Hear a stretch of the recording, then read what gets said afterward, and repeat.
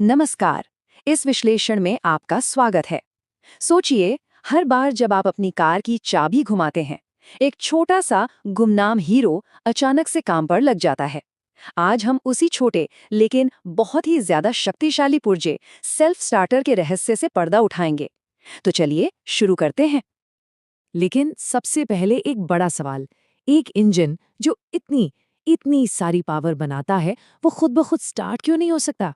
अजीब है ना? ऐसा लगता है जैसे उसे बस एक छोटा सा धक्का चाहिए और बस। तो इसी सवाल का जवाब सेल्फ स्टार्टर के होने का कारण है। तो शुरू करते हैं इंजन की पहली चुनौती से। देखिए, इंजन पावर दे उससे पहले उसे अपनी ही कुछ रुकावटों से लड़ना पड़ता है। सोचिए, एक रुका हुआ इंजन, उसे 3 बड़ी ताकतों से लड़ना पड़ता है। पहला, सिलेंडर के अंदर का हाई कंप्रेशन यानी कि भारी दबाव। दूसरा, जितने भी मूविंग पार्ट्स हैं उनके बीच का फ्रिक्शन यानी घर्षण। और तीसरा, और ये बहुत ज़रूरी है, कि उसे फ्यूल एयर मिक्सचर जलाने के लिए एक कम से कम स्पीड पकड़नी ही पड़ती है। इन तीनों को पार करने के लिए ही उसे बाहर से मदद चाहिए। और वही बाहरी मदद है हमारी आज की कहानी का हीरो, द सेल्फ स्टार्टर।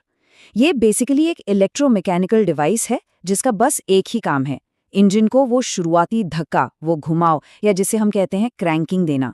और इसी खास काम की वजह से इसका एक और नाम है, इंजन क्रैंकिंग मोटर। ठीक है, तो ज़रूरत तो समझ आ गई। अब देखते हैं कि ये आखिर बना कैसा होता है। इसे आसानी से समझने के लिए हम इसे एक छोटी सी टीम की तरह सोचेंगे। हाँ, एक टीम, और इस टीम में 3 मेंबर्स हैं। एक दिमाग जो सारे फैसले लेता है, एक मसल यानी मांसपेशी जो पूरी ताकत लगाती है, और एक हाथ जो असली काम को अंजाम देता है। सिंपल है ना? तो टीम का पहला मेंबर है दिमाग।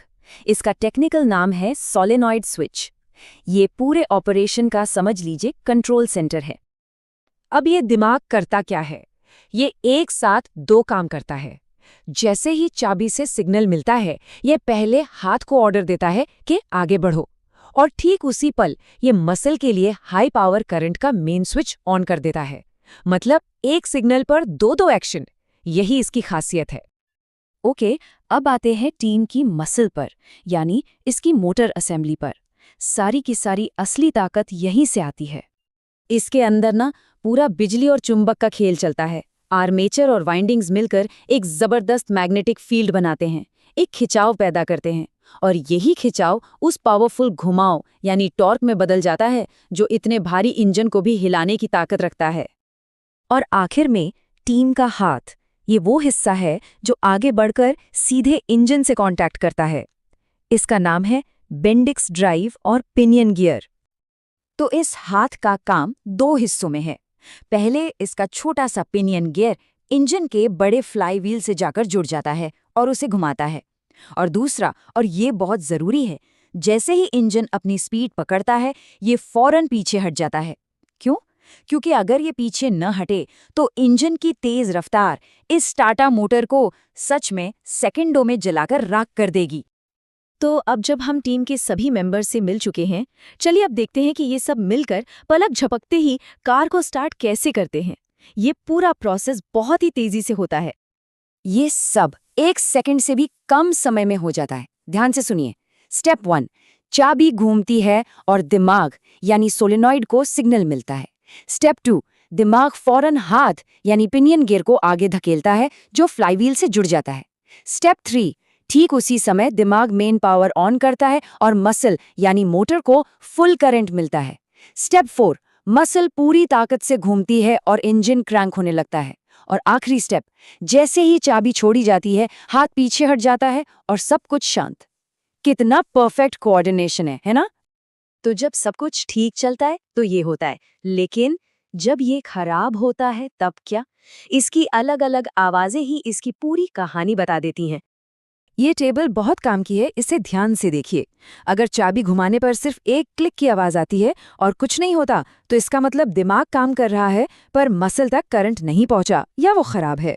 बिल्कुल कोई आवाज ना आए तो समझ जाइए दिमाग तक ही पावर नहीं पहुंच रही। अगर इंजन धीरे धीरे मुश्किल से घूम रहा है तो ज्यादातर केस में बैटरी कमजोर होती है। और हाँ, वो जो एक ग्राइंडिंग या पीसने की डरावनी सी आवाज आती है, उसका मतलब है कि हाथ फ्लाईव्हील से ठीक से जुड़ नहीं पा रहा है। लेकिन अब एक बहुत ही चौंकाने वाला और उतना ही यूजफुल फैक्ट। स्टार्टर मोटर की ज्यादातर खराबियों के पीछे एक बहुत ही कॉमन और छोटा सा कारण होता है। जी हाँ, 90% से भी ज्यादा मामलों में जो हिस्सा फेल होता है वो सबसे सिंपल हिस्सा है, कार्बन ब्रशेस। इनका काम सिर्फ बैटरी से करंट लेकर मोटर के घूमने वाले हिस्से तक पहुंचाना है। हजारों बार इस्तेमाल होने पर ये धीरे धीरे खिस जाते हैं। तो यहाँ सबक क्या है? सबक ये है कि अक्सर सबसे बड़ी समस्या का हल सबसे छोटा और सबसे सस्ता होता है। तो ये थी कहानी हमारी कार के उस गुमनाम हीरो की, वही छोटा सा पुर्जा जो हर सफर की शुरुआत करता है। अगर हम इसको समेटें तो सेल्फ स्टार्टर क्या है? ये बैटरी की शांत इलेक्ट्रिकल एनर्जी को उस पावरफुल मैकेनिकल एक्शन में बदलता है जिसकी ज़रूरत हर बार इंजन को जिंदा करने के लिए पड़ती है।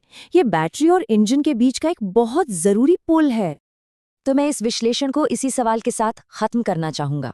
जरा सोचिए, इसकी इतनी कड़ी मेहनत को देखते हुए आपकी कार का स्टार्टर अब तक कितनी हजारों या लाखों बार ये काम कर चुका होगा। शायद अगली बार जब आप चाबी घुमाएंगे तो आपको उस 1 सेकंड में होने वाले इस चमत्कार की, इस कमाल के काम की जरूर याद आएगी।